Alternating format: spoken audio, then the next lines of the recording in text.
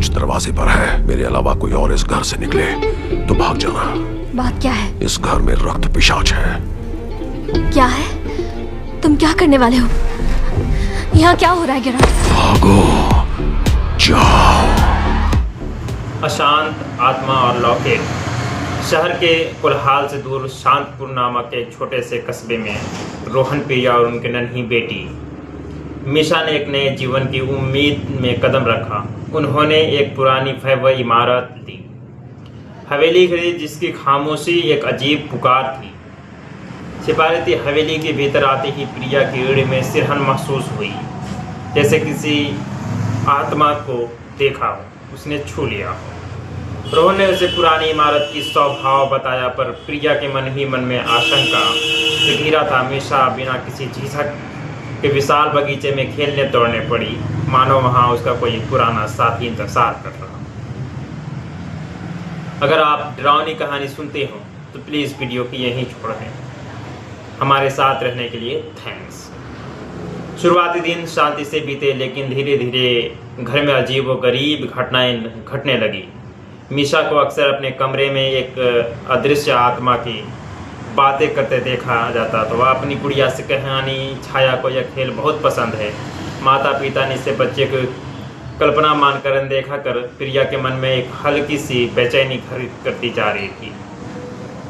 मीशा की बातें दिन ब दिन गहरी होती जा रही थी और उसकी आंखों कभी कभी इसके अनदेखी चीजों का पीछा करती रहती थी। अकेलापन फुसफुसाहटें सुनाई देने लगी, कभी रसोई में, कभी खाली हॉल में, जैसे कोई उसके आसपास बैठकर कुछ बातें करना चाहता हो। कभी कभी कमरों के दरवाजे अचानक खुलते या बंद हो जाते, जिनकी आवाज़ें गहरी खामोशी को चीर देती थी। रोहन ने हर चीज़ को तर्क का कसौटी पर परखा। पुरानी लकड़ी को चटकना, हवा के झोंके। उसे भूत प्रेत पर बिल्कुल भी विश्वास नहीं था। वह हर घटना को वैज्ञानिक खोजने में जुटा था। दोस्तों, ये ऐसी ही एक घटना होती है। कुछ हफ्तों बाद प्रिया के घर में अकेलेपन में फुसफुसाहटें जो सुनाई देती थी अब और बढ़ती जा रही थी। हालात तब और बिगड़ने लगे जब घर के भीतर अचानक ठंडे धब्बे बनने लगे। चिलचिलाती गर्मी में भी कुछ कोनों में दरवाज़ों के आसपास असहनीय ठंडक महसूस होने लगी, मानो बर्फीली हवा की झोंका कहीं से आ गया हो। मीशा का व्यवहार भी बदल रहा था। वह अब छाया के बारे में कम बात करती थी, बल्कि रात में सोते समय अचानक जग जाती थी, चीखने लगती थी। छाया गुस्से में है, उसे कुछ चाहिए। वह रोते हुए कहती, उसकी आंखों में एक अजीब सा डर घर का गया था, जब पहले कभी देखा नहीं गया था। एक दिन रोहन ने अटारी की सफाई करते हुए धूल और पुराने सामान के ढेर में एक चांदी का पुराना लॉकेट मिला। लॉकेट पर कई जटिल नक्श थे और वह छूने में बेहद ठंडा था, जैसे उसमें बर्फ जमी हो। उसने सोचा कि यह पिछले मालिकों का कोई भूला हुआ गहना, और बिना ज़्यादा सोचे प्रिया को दे दिया। प्रिया ने उसे गले में पहना, लेकिन उसे लॉकेट से एक अजीब सी भारीपन और उदासी का एहसास हुआ। दोस्तों, यहीं से कहानी स्टार्ट होती है कि लॉकेट है क्या। वीडियो के अंत तक बने रहें जानने के लिए। उसे लगा जैसे लॉकेट में कोई प्राचीन ऊर्जा कैद हो जो लगातार अपनी मौजूदगी का साहस कर रही है। लॉकेट के घर में आने के बाद से गतिविधियों में नाटकीय रूप से बढ़ती जा रही थी। रात में ऊपरी मंजिल से जोर जोर से धमाकों की आवाज़ें आती जाती, जिससे कोई भारी सामान पटक रहा हो। बेजान आवाज़ें सुनाई देने लगी, कभी रोने की, कभी फुसफुसाने की, जो सीधे आत्मा को झकझोर देती थी। प्रिया को अक्सर अपनी आंखों के कोने से चलती हुई धुंधली परछाई दिखाई देती, लेकिन जब वह पलटती तो कुछ नहीं होता। हवेली का माहौल भारी और डरावना हो गया था, मानो हवा में डर और दुख घुल गया हो। सांस में एक अनकहा भय था। प्रिया को अब अचानक भयानक और डरावने सपने आने लगे थे। सपने में वह हवेली एक परेशान महिला को देखती थी, जो बेसुध होकर आया करता था। बेसुध होकर कुछ खोजा करती थी और लगातार सो रही थी। एक महिला के बच्चे की पुकारती थी और उसके गले में ठीक वैसे ही लॉकेट था जो प्रिया ने कहानी पहना था। मीशा अब और भी ज़्यादा डरी हुई रहती थी। अक्सर अपने बिस्तर से उठकर रोते हुए कहती थी, छाया बहुत गुस्सा है, वह अपनी चीज़ें वापस चाहती है।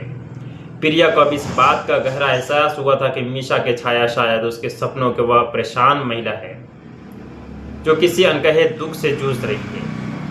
शुरू में हर बात पर संदेह करने वाले रोहन को अब अजीब महसूस होने लगा था। वह एक बार अपनी आंखों के सामने एक मोटी किताब का शेल्फ से नीचे गिरते देखा, जिसे किसी ने छुआ तक नहीं था। घर के अंदर की हवा इतनी भारी हो गई थी कि सांस लेना भी मुश्किल लगता था।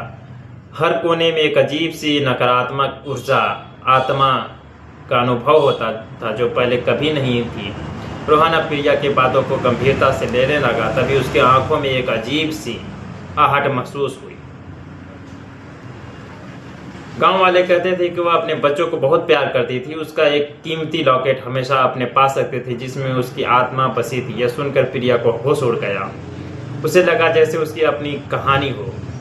रोहन और प्रिया को जब सब कुछ पता चला, लेकिन लॉकेट राधा का था और शायद उसकी आत्मा उसी से बंधी हुई थी।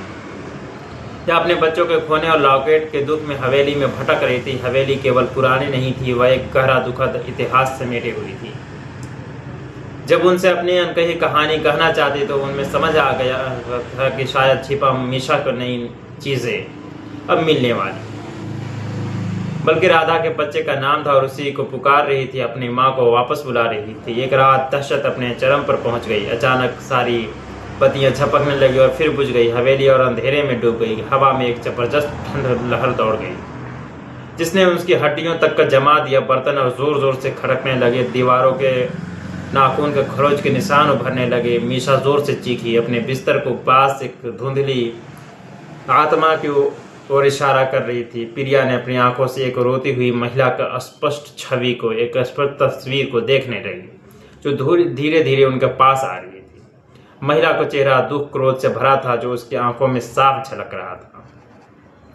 रोहन ने तुरंत मीशा को अपनी बाहों में भर लिया और प्रिया के पास खींच लिया। कमरे के तापमान इतना गिर गया था कि उनकी सांसें जमने लगी थी, जैसे वह किसी बर्फीले तूफान में फंस गए हो। हवा में एक अजीब सी गंध फैल गई थी, जैसे पुरानी मिट्टी और बासी फूलों की जो मृत्यु के बाद याद दिला दे रही थी। आत्मा उनसे कुछ कहने की कोशिश कर रही थी। उसकी फुसफुसाहट धीरे धीरे चीख में बदल रही थी, जैसे वह अपने लॉकेट वापस चाहती हो, अपनी पहचान वापस चाहती हो। महिलाओं की आंखों में एक अजीब सी चमक थी जो सीधे उनके डर कर देख रही थी। प्रिया ने अचानक अपने सपनों को याद किया। महिला को आहत, दुख और लॉकेट से उसका अटूट जुड़ाव। उसने हिम्मत जुटाई और अपने गले से लॉकेट निकालकर आत्मा की ओर बढ़ाया। उसने धीमी कांपती हुई आवाज में कहा, हम आपकी मदद करेंगे। हम समझते हैं कि आप क्या चाहती हैं। दोस्तों, मेरा भी बॉडी गनगना ठंडापन हो गया। आप भी देख रहे हैं। उसके शब्दों में डर के साथ गहरी सहानुभूति थी, जैसे वह आत्मा के दर्द को महसूस कर पा रही हो। उसने अपनी पूरी ऊर्जा लगाकर उसमें आत्मा से जोड़ने की कोशिश की। उसने ये समझने की कोशिश की उसके दुश्मन नहीं बल्कि उसके दुख को समझने वाले थे। जैसे ही प्रिया ने लॉकेट बढ़ाया, घर के भीतर की तीव्र गतिविधि धीमी पड़ने लगी। हवा में ठंडक कम हुई और धुंधली आत्मा धीरे धीरे फीकी पड़ने लगी, जैसे कोई धुंध छट रही हो। एक अजीब सी शांति हवेली में लौट आई जिसने सभी को राहत दी। रोहन और प्रिया को एहसास हुआ कि आत्मा दुर्भावना नहीं थी बल्कि दुखी और अशांत थी, जो अपने खोए हुए चीज को वापस चाहती थी। खोए बच्चे और अपनी अंतिम निशानी लॉकेट की तलाश में थी। उसे बस पहचान और शांति चाहिए थी ताकि वह आगे बढ़ सके। एक दुखद कहानी थी जिसे कोई सच तक नहीं समझ पाया था। उन्होंने फैसला किया कि लॉकेट को वापस वहीं रखेंगे जहां राधा और उसके बच्चे ने शांति महसूस की होगी। उन्होंने एक छोटे से कोने में, जहाँ पहले राधा के बच्चे का पालन रहा होगा, लॉकेट की एक छोटी सी चौकी पर रखा। उन्होंने कुछ फूल चढ़ाए, चुपचाप आत्मा से बात की, उसे शांति की पेशकश की। उन्होंने समझा कि आत्मा को डर नहीं बल्कि स्वीकृति और सम्मान चाहिए, तभी अपनी आत्मा यात्रा पर जा सके, अपने प्रिय के बच्चे के पास मिले। धीरे धीरे हवेली शांत होने लगी। मीशा ने फिर भी कुछ छाया और चूज करने लगी। छाया के बारे में बातें नहीं की। उसकी आंखों का डर गायब हो गया था। एक सक्षम आत्मा थी, अभी महसूस होती थी, लेकिन वह इतनी डरावनी नहीं थी बल्कि शांतिपूर्ण और चौकस लगती थी। कोई ऐसे आत्मा जैसे वहाँ मौजूद हो। रोहन और प्रिया मीशा ने हवेली के इतिहास के साथ जीना सीख लिया। उसकी त्रासदी को सम्मान करते हुए जीना सीख लिया, यह समझते हुए कभी कभी सबसे भयानक कहानियाँ भी केवल गहरे दुख और उनकी ही पीड़ा भयभीत करता है। दोस्तों, ये कौन था?